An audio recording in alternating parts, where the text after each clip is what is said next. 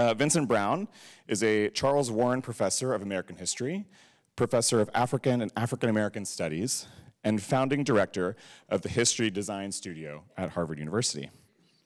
His research, writing, teaching, and other creative endeavors are focused on political dimensions of cultural practice in the African diaspora, with a particular emphasis on the early modern Atlantic world. Brown is the author of numerous articles and reviews in scholarly journals. He is principal investigator and curator for the animated thematic map, Slave Revolt in Jamaica, 1760 to 1761, a cartographic narrative. And he was producer and director of research for the award-winning television documentary, Herskovits at the Heart of Blackness, broadcast nationally on season 11 of the PBS series Independent Lens. His first book, The Reaper's Garden, Death and Power in the World of Atlantic Slavery, was co-winner of the 2009 Merle Curti Award and received the 2009 James A. Rowley Prize and the 2008-2009 Louis Gottschalk Prize. His most recent book is Tacky's Revolt, The Story of an Atlantic Slave War, published last month. So without further ado, please welcome Dr. Vincent Brown.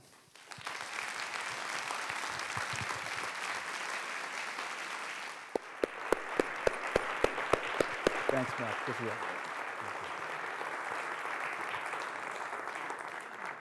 Hello. I want to thank Mark Lunsford for that lovely introduction. And I also want to thank Diane Paulus for all the work that she does here. We can give her another round of applause because it's a fantastic institution. I especially appreciate the way that they're rolling out this show. I also want to thank Noreen Major for inviting me to make this presentation tonight, and Emily Wilson for arranging my appearance this evening. And then I especially want to thank all of you for coming out tonight. I'm honored to be part of this salon, and I'm hoping that perhaps through these discussions and the revival in May, we can all learn together how to catch a bit of the spirit of revolution before it's too late, maybe. You probably didn't know that in 1776, Great Britain's most important American colony was on the verge of insurrection. Colonists perceived that the government in Britain was conspiring against the rights of imperial subjects. They feared a plot against the English liberties they had long enjoyed. At their dinner tables, they heatedly discussed the merits of open sedition. Those disaffected with imperial governance dwelled upon the topic of American rebellion. As these Jamaican colonists debated liberty, their slaves saw an opportunity. The island was at a critical juncture. With the British entry into yet another imperial war, colonists traded exaggerated accounts of a French and Spanish military buildup in the Caribbean and calculated that there were 30 slaves to every white person ready to join attempts of any enemy in a general massacre, they said. On July 3rd, a regiment of troops left Hanover Parish for a rendezvous at Port Royal, scheduled to depart the island for North America by the end of the month. Throughout that parish, enslaved people gathered frequently in houses, grounds, and open fields to hold very serious conversations, which stopped suddenly at the approach of anyone they did not trust. They were strategizing. Now or never, they thought, was the time to make themselves masters of the country. The moment seemed ripe for a successful uprising, but this American Revolution was not to be. As so often happened with slave rebellions, the plot was betrayed and the conspiracy unraveled. When the British in Jamaica considered the gravity of their predicament in 1776, rather than looking ahead to the loss of the 13 colonies on the North American continent, they looked to the past, to the slave insurrection of 1760, which had been the most dangerous threat to the British Empire to date. They reflected on the differences between the unrest of 1760 and that of 1776, mostly in terms of the nature of warfare with their own slaves. 1776 customarily marks for us a moment in the origins of the United States of America, when the Declaration of Independence announced the separation of the 13 colonies from Great Britain. When referring to the origins of the nation, though, the date obscures the broader context of the times. It deflects attention from the fact that Britain held 26 colonies in America, not just the 13 that broke away, and that by far the most profitable, most militarily significant, and best politically connected of them were in the Caribbean. This chart compares private wealth in various regions of Great Britain's empire in 1774. It divides the territories into England and Wales, British America as a whole, and then the 13 North American colonies that became the U.S., those in the British Caribbean, and then it divides the 13 colonies into 3 regions: Southern, Mid-Atlantic, and New England. As you can see, colonists on the continent held nearly 70% of the wealth in British America, largely because the total population of property holders was much greater than in the Caribbean. But when you break North America down by region, you see that wealth increased as you move south. That is, according to the degree the colonial economy depended upon enslaved labor. And when you examine the average amount of property held per free white person, an astonishing disparity leaps out. In the British Caribbean, where some 90% of the population was made up of enslaved black people, free white people were stupendously rich, boasting more than 17 times the wealth of those in the 13 colonies. Indeed, the average private wealth of a free white colonist in Jamaica, the single most lucrative American colony, was nearly 58 times greater than that of a similar settler in New England. Military deployments were distributed to protect that wealth. Often there were nearly as many warships assigned to Jamaica as to the whole of the North American continent. And Jamaica's planters and merchants wielded greater influence in the imperial metropolis than their North American peers.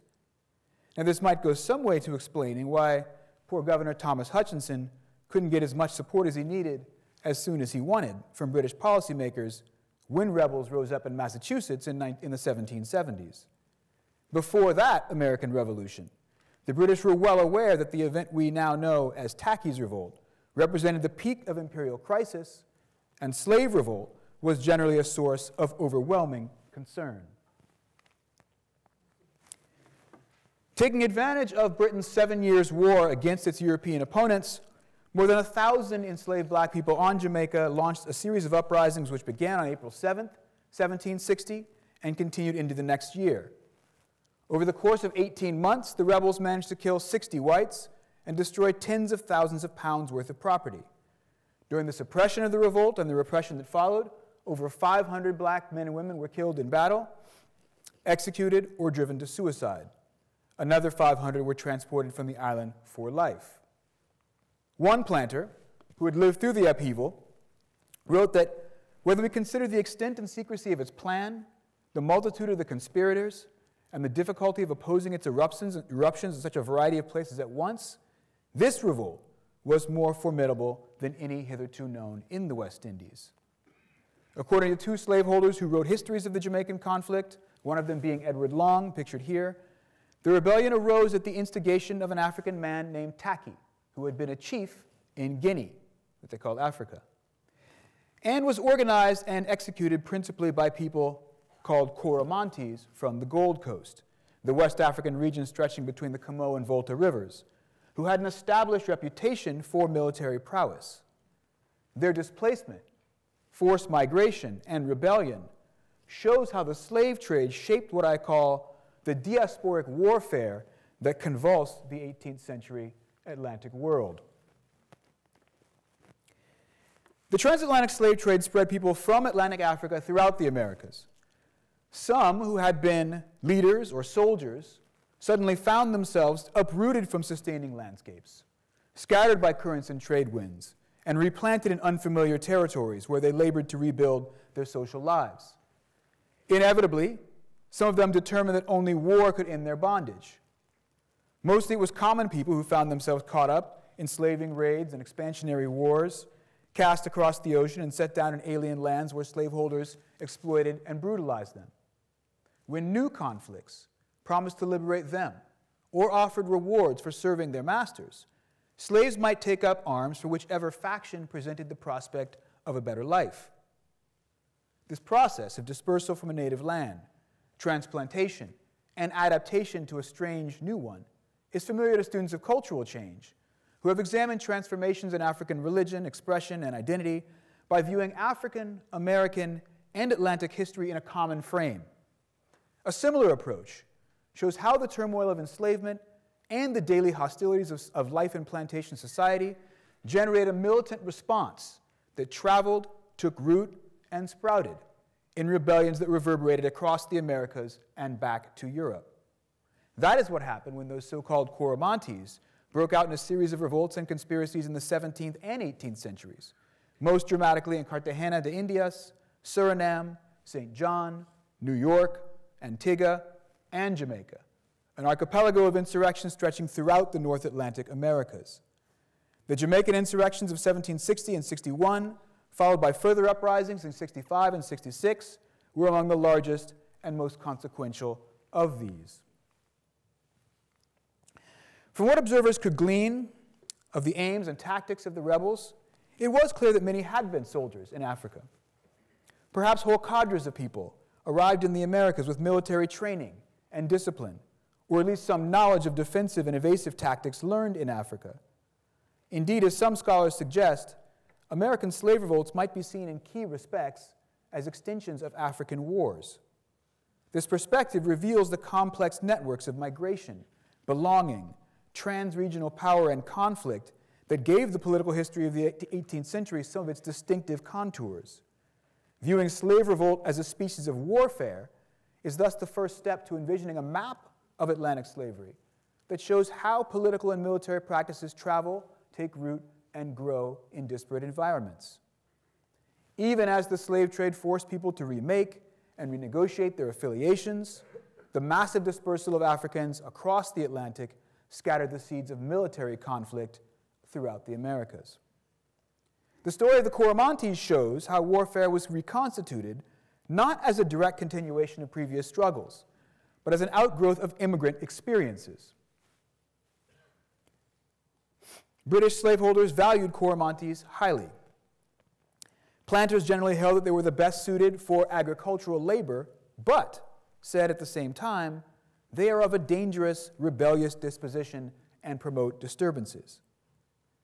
They were dangerous people to keep in bondage, in part for the same reason slave traders found the Gold Coast to be an abundant source of potential workers. In the 17th and 18th centuries, the region witnessed the transformation of major empires, Dinshira, Akwamu, Akim, and Ashanti, among dozens of smaller polities which vied with each other in the region. The wars that attended these contests, often fueled by the sale of European arms, produced great quantities of captives for sale to the Europeans on the coast. They also produced a turbulent environment in which complex military campaigns involved both European and African rivalries, multiple alliances, negotiations, and treachery. This context renders highly suspect the notion that people from the Gold Coast formed anything like a single ethnic group in Africa. But if they were not a discernible group in Africa, who were the Coromantes? According to the best research on the subject, they were members of a loosely structured organization of co-nationals who socialized with and aided one another, forming what contemporaries called a nation in the Americas. This was a diasporic phenomenon, a creative category, comprising people who shared or could understand Akan, Ga, Adanme, and Ewe languages, recognizably familiar religious practices, and some broadly similar strategies for political incorporation. There was no direct antecedent to this ethnicity on the Gold Coast, where shared languages were not enough to supersede local divisions. Having taken its name from Cormanche, an important coastal town in the 17th century, the Coromantese nation in the Americas was both social glue and religious institution, functioning as a mutual aid society, burial group, and a place to enjoy social entertainment. As a basis of social communion, in an environment where militarism was a common experience, national gatherings could also provide a forum for people to plan, organize, and stage revolts. When they did so, they drew upon their previous military experiences. However, as a category of belonging, Coromantese was cross-cut by many other axes of identification. Coromantese spoke more than one languages and came from many different regions and kingdoms, from which they brought a variety of historical experiences. Just as importantly, once in Jamaica, they served different roles in slave society. So no amount of cultural similarity could resolve all the difficult negotiations and multiple interests and experiences among them. Even with their compatriots, enslaved Africans made friends and foes through a politics of belonging that made the debate about what it meant to be Coromantee in Jamaica as urgent as the forging of the identity itself. In the face of continual assaults on their personal dignity, slaves distinguished themselves by their political commitments as much as by ascribed classifications. Among the Coromantees, different ideas of how to live in society, how to evade its worst abuses, and how to destroy it altogether shaped their rebellions even as they recalled their prior experiences in Africa. In the turbulent world of Atlantic warfare, nothing was more important than learning where and how to form loyal units, alliances, and coalitions in the face of superior power.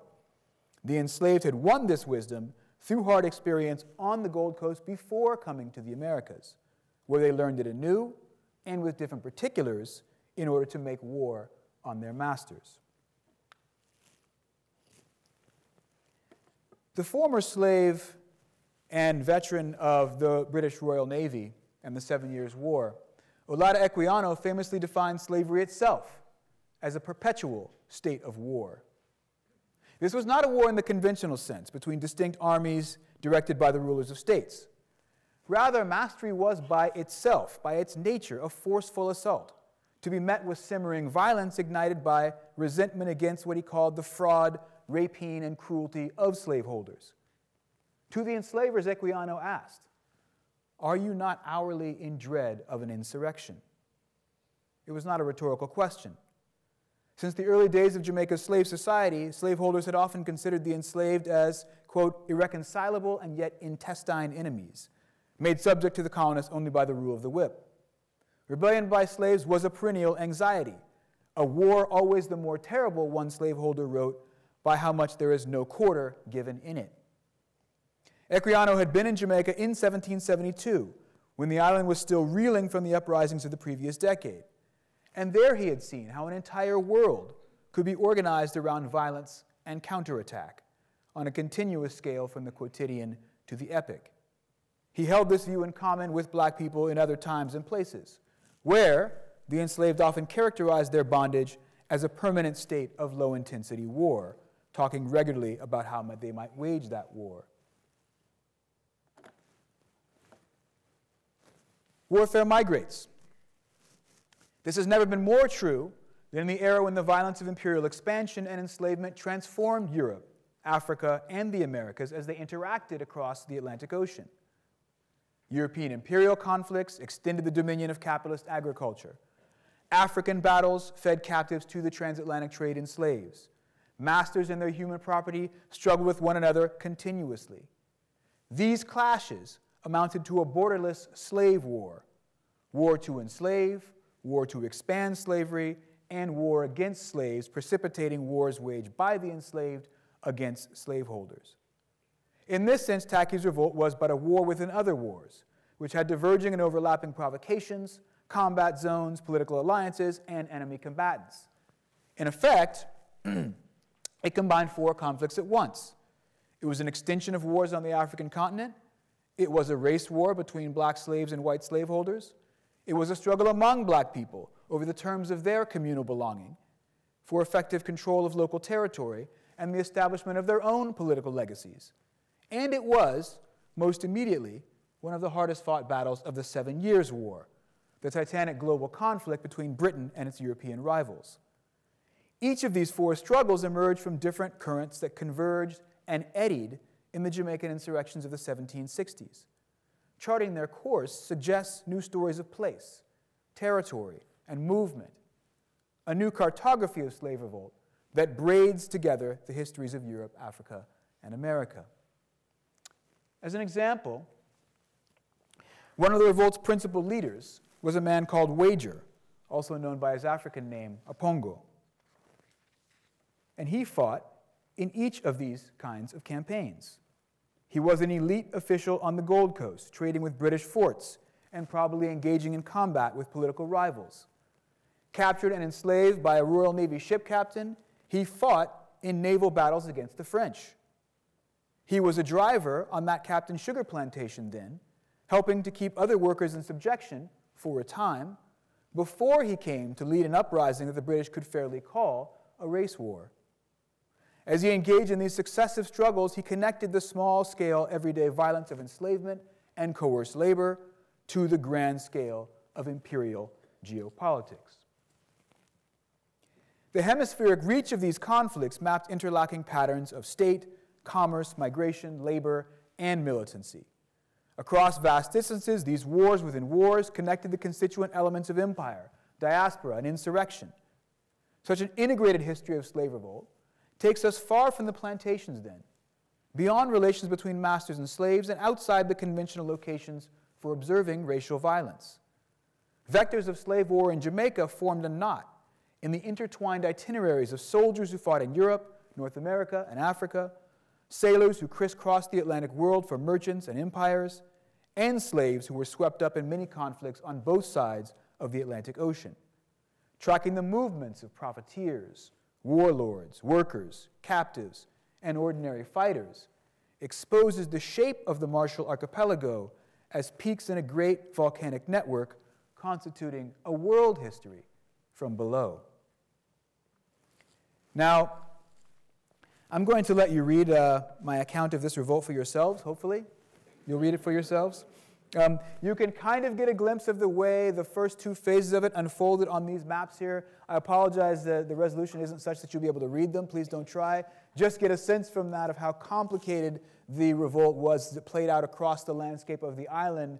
Over here, you see this playing out through several months, but it carried on into the next year, in fact. But for now, let me just sketch out some of this revolt's underappreciated reverberations to give you a sense of why I think it was so important and how I think the book on this revolt can model the kinds of connections that braid events in distant locales across long spans of time. Tacky's revolt anticipated the American Revolution by a decade and a half, and the Haitian Revolution by 3 decades. It can be considered then one of the first great events of what historians call the Age of Revolution. And yet, it's hardly known outside Jamaica to people who aren't historians of the British Empire or Atlantic slavery. And this is despite the fact that it influenced 2 of the signal moments of the era: the reorganization of British imperial governance that so irritated colonists in North America, and the early beginning of the movement to abolish the transatlantic slave trade. And I'll talk about those in turn now. In the aftermath of the revolt, to recoup some of the public costs, Jamaica's House of Assembly passed new poll taxes and commercial duties. The colonial government also committed to a tax on vellum, parchment, and paper ascertained by stamps, something that imperial reformers would attempt a few years later for all of America. The Jamaica Stamp Act of 1760 was meant explicitly to address the costs of the revolt. And the duty continued in force until December 1763, when it was repealed as too great a burden for all but the wealthiest colonists. As a model for the more contentious 1765 Stamp Act that would rile the colonists in North America, the 1760 tax was an early local instance of a far larger reform effort stimulated by the 7 Years' War. As imperial policymakers celebrated military victories in North America, Africa, and the Caribbean during the 7 Years' War, they contemplated the threat to their most vital colony. On November 7, 1760, 2 weeks after the death of King George II, the Board of Trade considered official accounts of the Jamaican insurrection, which raised the urgent question of how an expanding empire might contain its internal antagonists. In this liminal moment for imperial management, a new policy would take shape. British statesmen had worried over the governance of America for more than a decade, since the conclusion of the previous war with France and Spain in 1748. The colony's demographic, economic, and strategic value had increased dramatically in the first half of the 18th century, and the complexity of administering them had grown in tandem. British members of Parliament were spurred into a reform effort partly by the behavior of North American colonists during the 7 Years' War. In the midst of the conflict, colonial assemblies flouted the authority of their governors. Elected officials allowed flagrant violations of the navigation acts against trading with the enemy, and colonists often failed to supply enough local troops and resources to the war effort. As the historian Jack P. Green has explained, this coincided with a dramatic shift from an essentially permissive to a fundamentally restrictive philosophy of colonial administration in London, amplifying the widespread conviction that the colonies had too many privileges and that those privileges ought to be reduced. News of the slave war in Britain's most profitable colony strengthened the policymakers' resolve. In this, they were helped by a shift in attitude among the colonists in Jamaica. Now, Jamaican colonists had previously been as restive and independent as their North American counterparts, but the slave insurrection reminded slaveholders of the benefits of empire. They soon conveyed their gratitude, along with the request for more troops, to the new King George III and the Lords of Trade. If not for His Majesty's forces, the colonial government thanked the king, quote, "The lives and properties of your loyal subjects would, in all likelihood, have become a prey to their slaves." Slaveholders in Jamaica resented the influence of metropolitan intervention, as well as the implementation of new taxes. However, unlike so many in North America, their recent experience with slave revolt encouraged them to remain duly subject to imperial command, even passing that Stamp Act to help finance their own security. They did not like many imperial reforms, but they acquiesced to them. After the 7 Years' War, with Jamaica having served as a model for the assertion of imperial control, policymakers preferred a raft of new legislation for their North American colonies. Yet unlike colonial Jamaica's submission, these policies inspired the well-known backlash that would ultimately split the British Empire in 1776. If the Jamaican insurrections helped to shape imperial policy toward the colonies, they also offered a rationale for the reform of colonial slavery. Fearing further rebellion, concerned Britons put forth pragmatic plans for enhancing the security of their colonies by limiting their dependence on the slave trade and ameliorating the condition of the enslaved. Ironically, perhaps perversely, the work of the historian and planter Edward Long had a significant impact on a budding anti-slavery discourse. In arguing that the principal threat to colonial slavery were African and especially Coromantee insurgents, Long promoted the idea that a native-born slave population would be more tractable. Long thought that if planters could avoid working their slaves to death, attach them to estates rather than continuing to scatter them by sale, establish better conditions for child-rearing and encourage the progress of Christianity, then slaveholders might be more secure in their possessions. They could also save money on the ever-rising prices of imported laborers from Africa. Raising up native-born populations would facilitate what reformers constantly referred to as the improvement of the plantations, and would lead to a kinder and gentler and less menacing slavery. Through the beginning of the 19th century, people who campaigned against the slave trade would invoke Long's text to argue that ending the traffic would enhance the internal security of the British Empire. In this way, Jamaica's turbulence indirectly helped to nurture the emerging anti-slave trade movement. Fear of Africans had indeed inspired the first efforts to restrict the transatlantic slave trade. Responding to a 1712 uprising in New York City, the Pennsylvania Assembly imposed a prohibitive 20-pound duty on slave importations, citing diverse plots and insurrections, not only in the islands, but on the mainland of America, as the reason for their action.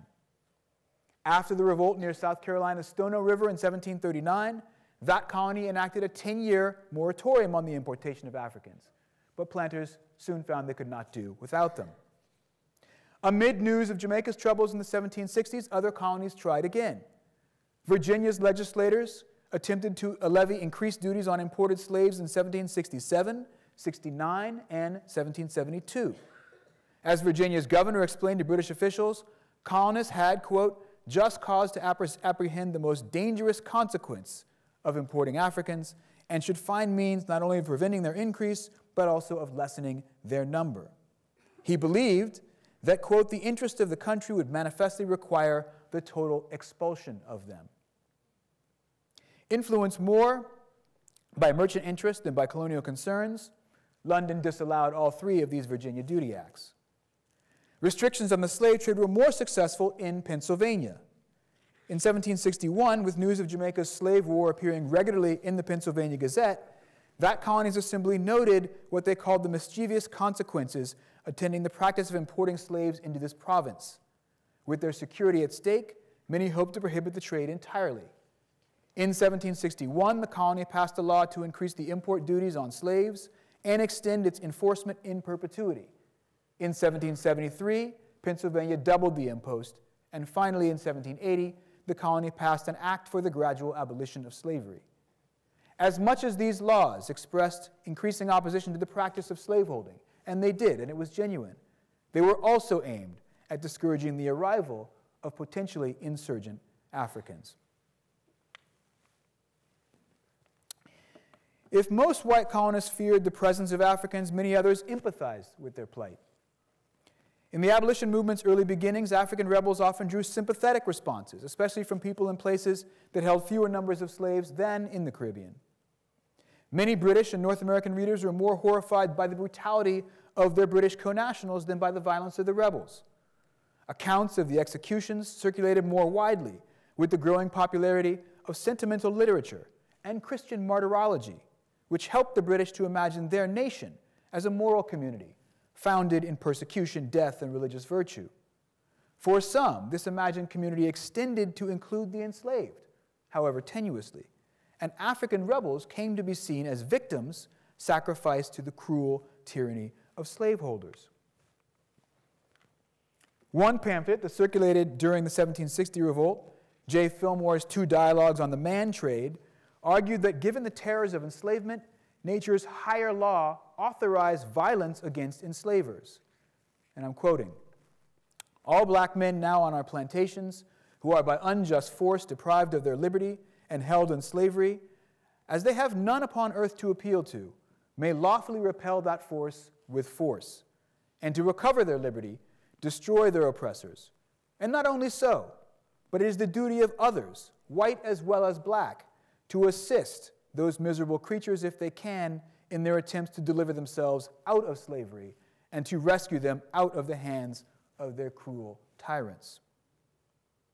Now, few others were willing to go this far, at least in print, but the pamphlet influenced Anthony Benezet, the Pennsylvania Quaker who laid the intellectual foundations for slave trade abolition in the British Empire. Although he avoided the topic of slave revolts, he frequently invoked higher law doctrine against the trade in human beings. Among his fellow Quakers, a fervent opposition to war induced them to see the violence stimulated by slave trading as an unconscionable evil, and their belief that the slave trade was a constant source of war was an orthodox line of reasoning through the early 19th century. Even some who could not condone slave revolt could condemn slaveholder tyranny. In 1764, a Boston writer asserted that West Indian planters were used to an arbitrary and cruel government over their slaves, having for so long tasted the sweets of oppressing their fellow creatures. That sentiment reverberated strongly in James Otis's Rights of the British Colonies Asserted and Proved, published the same year. His defense of the rights of American settlers from the intimidation of imperial administration declared that, quote, "colonists are by the law of nature freeborn, as indeed all men are, white or black." Now, in England, people mocked American colonists' pretensions to being oppressed by invoking their brutality toward the enslaved. Anti-slavery rhetoric featured prominently in a 1768 London parliamentary campaign against the Jamaican slaveholder William Beckford, who was an advocate of colonial prerogatives, including those in North America. In the early years of the American Revolution, the literary celebrity Samuel Johnson famously raised a toast to the next slave rebellion in the West Indies at an Oxford dinner party. By the end of the century, then, stories of slave revolts and the gruesome executions of slave rebels had helped to promote an emerging anti-slavery consciousness, which ultimately enabled the campaigns that turned the British public against the slave trade and slavery in the 19th century. But all this happened too late for the rebels themselves.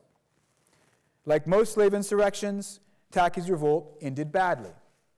The insurgents were killed or captured, publicly executed in grisly displays, or banished from the island, probably along with many bystanders who had taken no part in the fighting.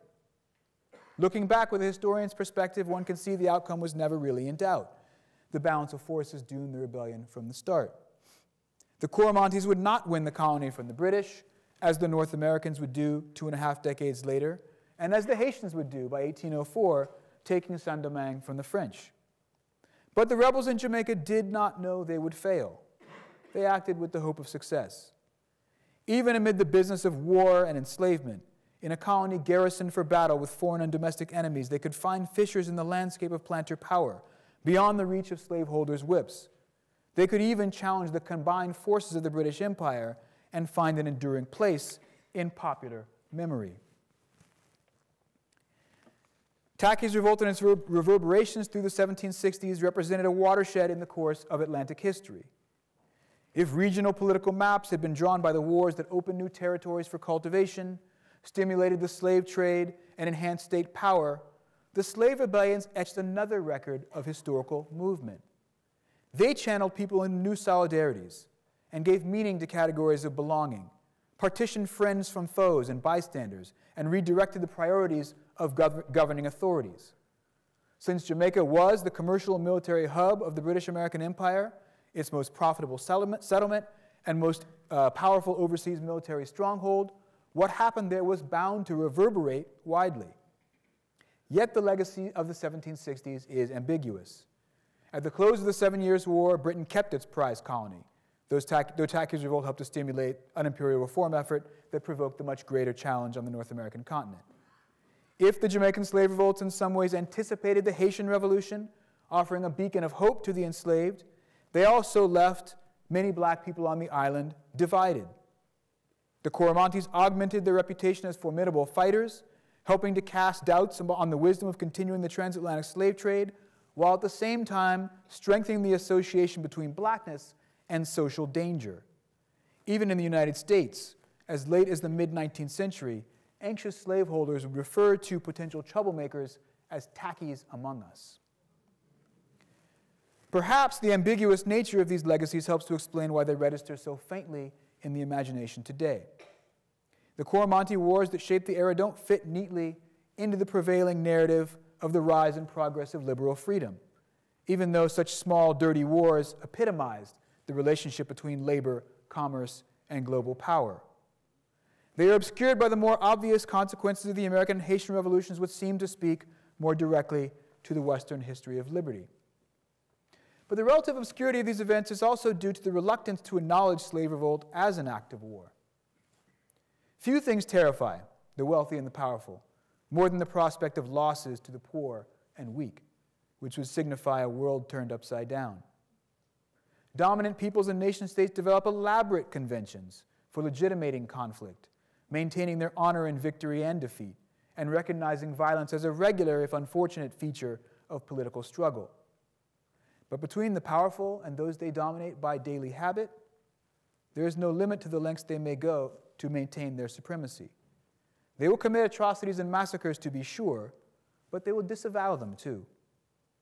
They will refuse to admit that their combatants are legitimate enemies, and they will denigrate the past and present struggles of less powerful peoples. Because slaveholders wrote the first draft of this history, subsequent historiography has strained to escape from their point of view. Yet from the margins, Tacky's revolt encourages a fresh perspective on the period's political landscape. In the study of slavery, the exploration of politics has taken its horizon to be the coming of general emancipation, which points to the post-revolutionary era in Atlantic history. The 19th century, when the process of emancipation convulsed states from Haiti to Brazil, has come to be seen as a discrete epoch, which threw freedom into sharp relief as an animating force of historical change. Although that era certainly brought a world historical transformation, emancipation, as the master sign of freedom, binds the ultimate aims and strategies of centuries of anti-slavery struggle to the 19th century, when those efforts reach their apotheosis. Throughout the Atlantic world, the hopeful years immediately following emancipation were followed in most cases by the reassertion of dominance by former slaveholders. The social antagonisms established in slavery governed the tensions that shaped very tenuous liberties. Legacies of slavery persisted through the 19th and 20th centuries' reign of white power, with continuing manifestations in the present. Yet struggles against white power were continuous too, during and after slavery. Slaves and their descendants have constantly fought for the space to develop their own notions of belonging, status, and fairness beyond the master's reach. Narrated as discrete events, all the insurrections of the 1760s in Jamaica are stories of heroism and defeat.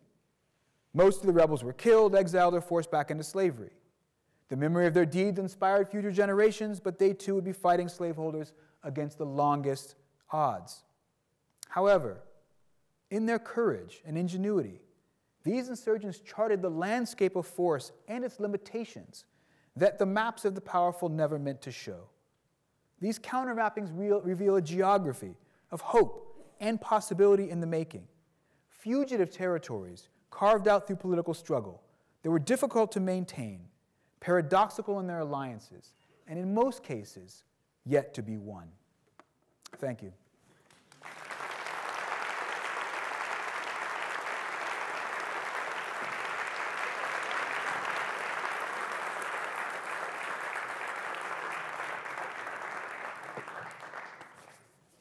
So I think we have some time for questions.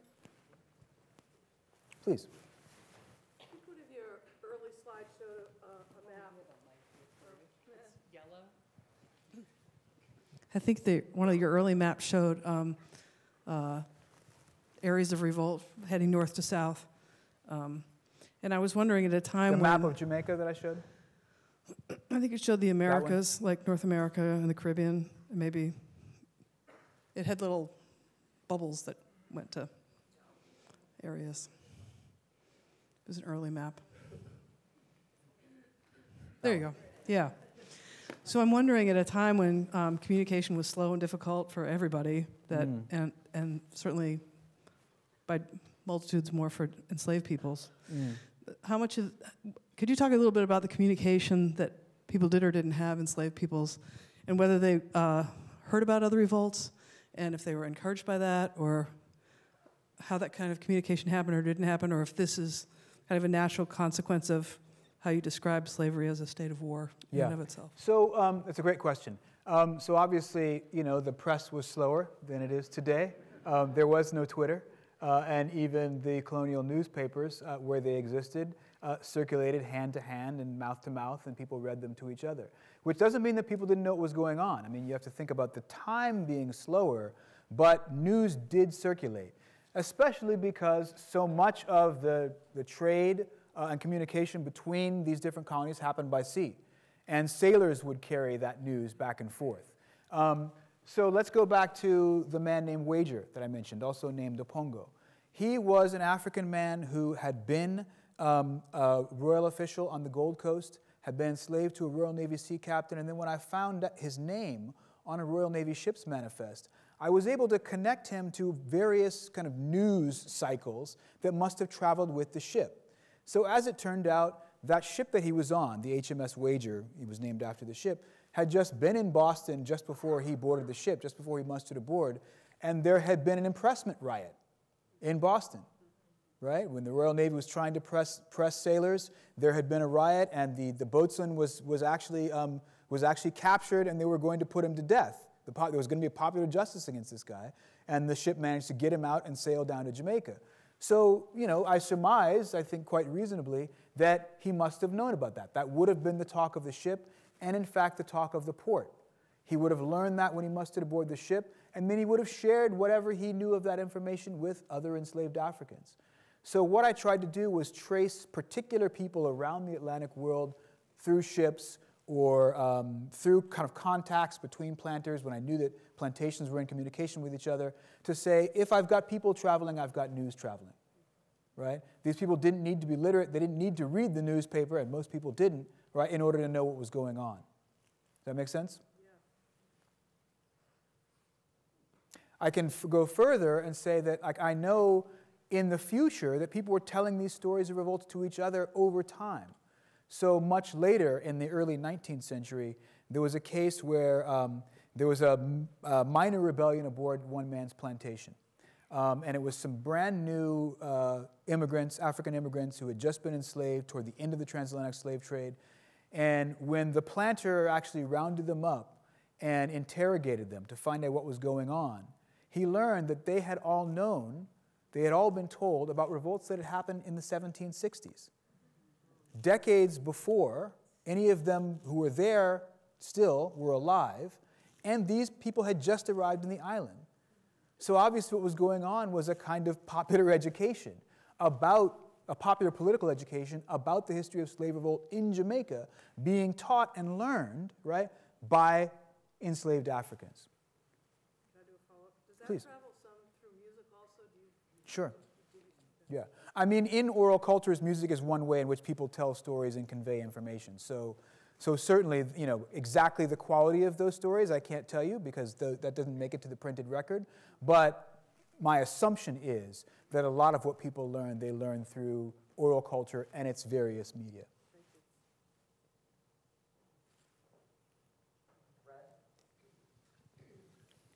Thank you for an excellent presentation. Thank you. I think if we look at the obverse of that, which was the colonists in the British colonies, obviously that's a much smaller population than today. And today we tend to exaggerate events. So if something's this big, we make it, 10 times bigger. We expand it, exponentially into the future. What was the role of imagination among the British colonists about what might be coming next in forming some of these reactions? I mean, hard to tell because, one of the things that I try to do in the story of Jamaica itself, and I don't really extend this to North America, is talk about the role of fear.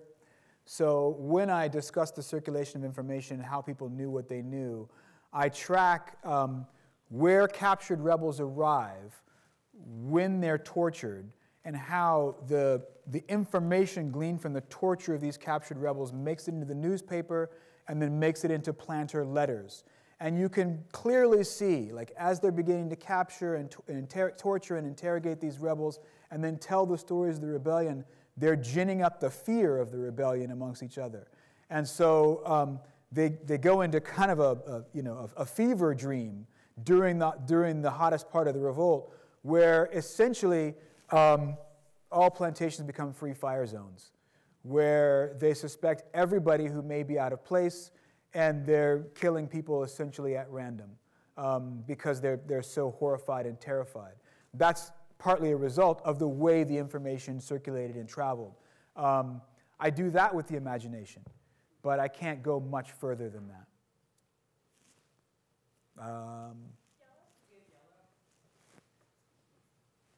Oh, that's me. Yeah, please. Sorry. I was just wondering how enslaved people in the Caribbean and in Jamaica sort of conceptualized their own identity amongst each other as, enslaved people or as Jamaicans or as Africans. Yeah, like that. It's a great question and one I really wrestled with in this book, which is, look, you've got a population that's some 90+% enslaved, right? So how is it that 90% of the population doesn't just immediately overtake the colonists? And it's because the 90% doesn't add up to a single group, right? That 90% is itself subdivided among people with many different kinds of identification. And what I try to talk about is it's not only different ethnic identifications, like people from various parts of Africa who speak similar languages and different languages, who worship similar and different gods, who recognize similar and different kinds of political authority. That's also cross-cut by the roles that they have in plantation society. And there are all kinds of inducements that the owners of capital, the planters, can give them to ally with them, right, for their own material benefit, however meager that might be, against other enslaved people, right? So thinking through the politics of all of those various divisions, not only ethnic divisions, but also what one might think of as class divisions, or linguistic divisions, or religious conflicts, right, is something that really shapes the course of the revolt itself. So one of the reasons why the Coromantese become so notorious for their own political organizing and military campaigning is because there's been a long process behind the Gold Coast of people getting to know each other, getting to know each other's customs, learning to speak each other's languages in the British colonies, but also in the Dutch colonies. They're overrepresented among the enslaved population, so there's a solid plurality of them in a colony like Jamaica where they can They can organize effectively without having to worry about crossing as many of those divisions as in others. But those divisions are crucial to the British ability to keep these revolts down. And that's across the Atlantic world. Please.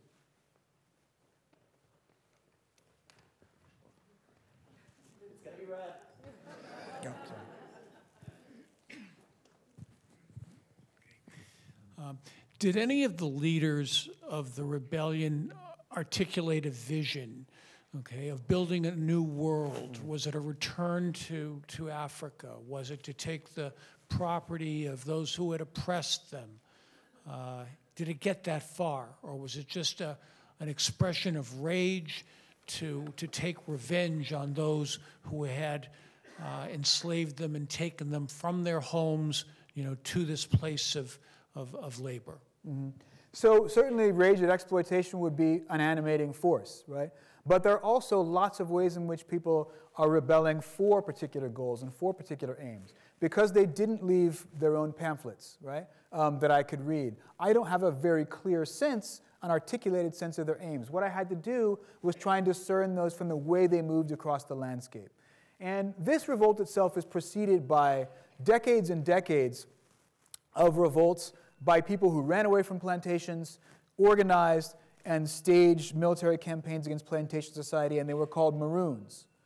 And in the 1720s and then 1730s, the Maroons fought a protracted war against plantation society, during which the British didn't really know if they were going to be able to keep the island.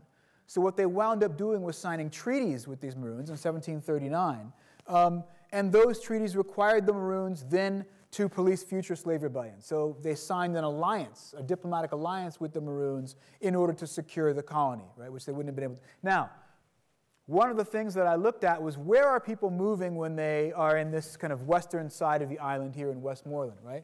And what I found, I'm sorry that it's hard to see on this particular map, was that they were moving to a place that the British wound up calling the Rebels' Barricade, which was on a detached mountain range here, separated both from the planters in the plains, but also from the Maroons who occupied these mountain redoubts. And so I guess plausibly that they're trying to create their own separate Maroon community, independent of both these planters, but also defensible from the other Maroons who were allied with these planters. Now, it's also true that not all the Maroons were allied equally with the planters. There were Maroons in one town that fought the rebels quite assiduously, and Maroons in another town that didn't. They just laid out. Despite the fact that they were obligated to by treaty, they decided not to. So again, I can guess from that there are diplomatic negotiations among the enslaved about who's going to ally with whom in particular circumstances. Now, the vision of the society, I imagine it would be not a plantation society, because one of the things that all of the rebels do is they destroy the sugar works, right? So we can assume that they hated the sugar industry and would not have continued it. One can see in various places that they are trying to maintain access to the coast. So having some access to trade of some sort, or at least being able to leave the island and come and go, would have been important to them in that case, I can guess. But I don't have for you, other than just kind of telling you that they would have liked to recreate to some degree the kinds of political associations they knew in West Africa, a proper revolutionary vision of their future for you. I can't really say that with the evidence that I have with a lot of confidence. What I can tell you is what they were against, and tell you that what they were fighting for was independence from the capitalist plantation economy that they were subject to. You've argued, I think, really convincingly for an interesting expanded definition of war, which you've applied to the 18th century, but I wonder if you wouldn't be willing to take that same definition and maybe reflect on what it says about the history subsequent, and especially the social situation we find ourselves in today. Well, so I always tell my students that I think the best history projects kind of occupy the intersection of three areas of concern. The first is the historiography that you're reading meaning just the communities of interpretation about the meaning of the past that you're engaged with, right? There doesn't have to be other historians, but can be other people who care about that history. How do you want to intervene in our argument about history? I think the second would be the sources produced in the past themselves, right? What we call the primary sources, produced contemporaneous to the events you're trying to describe. But the third, and historians often don't talk about this very, very, very publicly, it's just who you are as a person and kind of what your concerns are. As a subject of a nation state or of a community or a concerned citizen in the world. And looking back, I developed the idea for this project around 2005. So during that late phase of the Iraq War, I think of the Iraq War as being 3 decades old because it started in the early 90s. But in 2005, after that massive 2003 invasion of Iraq, it was pretty clear the United States was already losing to what they called insurgents and enemy combatants and people who were not to be recognized as legitimate combatants in a war. And I do think that just thinking about that in the early 2000s and then, since then, through all the terror wars that followed September 11, 2001, I have been framing this project as a kind of borderless, amorphous, global war in which clear battle lines are not to be found, in which there are unclear distinctions between civilians and combatants, and which the space, the territory of the war is wherever the violence happens to pop up. That is the character of the wars that we fight now, even if our historiography of warfare still is concerned with these clean battle lines and battles between nation states. The story of the terror wars that we've been living through for the last couple of decades really shapes my intuition about what I'm seeing here. Does that go partway to answering your question? Please.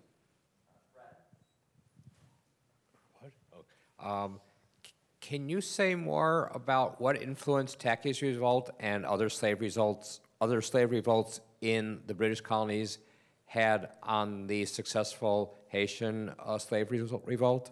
Yeah, not too much, but a little bit. So we know that one of the principal kind of spiritual leaders of the early slave revolt in 1791 that kind of gave rise to the Haitian Revolution in August of 1791 was a man named Boukman. Boukman Dutty, they called him. And he was supposedly from St. Anne, Jamaica, right? So, you imagine if he's in St. Anne, Jamaica in the 1780s, and I can show you that even in the early 19th century, people are still telling the story of Tacky's revolt, right, in the early 19th century, to brand new Africans that have just arrived in the island.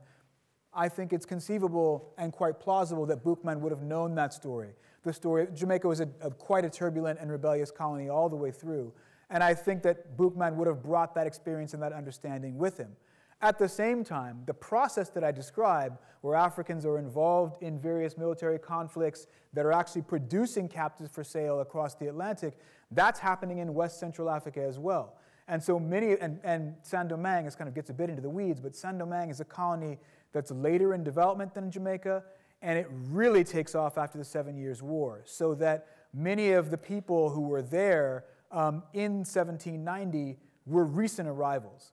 And they were recent arrivals and they had been captured partly in these wars in West Central Africa. So one could do a similar kind of narrative, but looking more at West Central African campaigns around Angola and so forth, coming into Saint-Domingue. So you could do the story 2 ways. The influence of any Jamaicans who were exiled, like Boukman, from Jamaica to Saint-Domingue, and the influence of these West Central Africans who had been fighting in their own wars and then used that military experience in the Haitian campaigns, in which they actually are able to defeat the French and ultimately are able to defeat a major expedition led by Napoleon's brother-in-law, which results in the second independent nation state founded in the Americas, but the first to abolish slavery.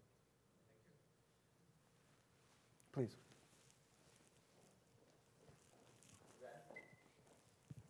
I know that you're closing up. So when you were doing the research, how easy, hard was it? Any surprises that you found along the way? Yeah, it was really hard. This research is really hard. But this is one that kind of kept me going. So this was an early story that emerged from the diary of Thomas Thisa. Some of you will have heard of this guy. He was a kind of notoriously brutal overseer who was in Jamaica for about 36 years, from 1750 to 1786, and he kept a diary of his time there. And a lot of that diary is a record of absolute obscene brutality, rape and torture and punishment. But he was very observant. And he wasn't because he didn't have to be self-conscious and didn't censor himself and didn't apologize for what he was doing there, right? It turns out he was quite common. He was like a lot of other plantation overseers. But he was a plantation overseer close to the ground, working among the enslaved. Sometimes he would go, a week or two without seeing another white person. And he left this capsule description of one of the principal leaders of the revolt, the man named Wager, who I mentioned. And so the way I started the research was just to see if I could verify this story. So I knew that he had been enslaved by a Royal Navy sea captain named Captain Arthur Forrest. So I went through all of Arthur Forrest's records and reconstructed a biography, a life history as much as I could for Arthur Forrest himself. I knew that he had met this man, John Cope, who had been an official at Cape Coast Castle, and then who had bought a Jamaican plantation, and Thisa would wind up working for this guy's son. So I went to reconstruct as much as I could of John Cope's time on the Gold Coast. And then by poring over their records, I was looking for where they found their points of encounter with Wager, with a Pongo renamed Wager. And there were some things that I could not find, but I could not find a direct connection, but I could find a context in which I could explain and explore much more of what must have been a Pongo's context in West Africa, because if I knew they met here, and I've got a 5-year period, I could recreate the turbulence of that world and say Pongo's somewhere within that. And any of these kinds of stories that I find in that 5 years are plausible narratives for an African rebel to come to Jamaica. Those are the kinds of experiences that many people had, not just that one person. There were other times when I was able to find, for example, Wager on a ship's muster roll. So I could say this is exactly when he served on that ship, and that's how I knew he mustered aboard the ship right after they had just been involved in a major impressment riot in Boston. And just before, there was another revolt of Coromantese at the Naval Yard in Port Royal. So again, by connecting him with those situations, I was able to come up with a plausible narrative, or I won't call it a biography, a plausible life history, which could be emblematic of other kinds of African life histories. And so that's where kind of the imaginative work had to come in to say, look, I'm no longer dealing with facts about individuals that I know for certain, but I'm dealing with context that I can document and highly plausible narratives of how people move through those contexts. And that really kind of set the research off on a path that I thought was quite fruitful at the end of the day. Great. Just thank you again, Dr. Brown, for being with us tonight.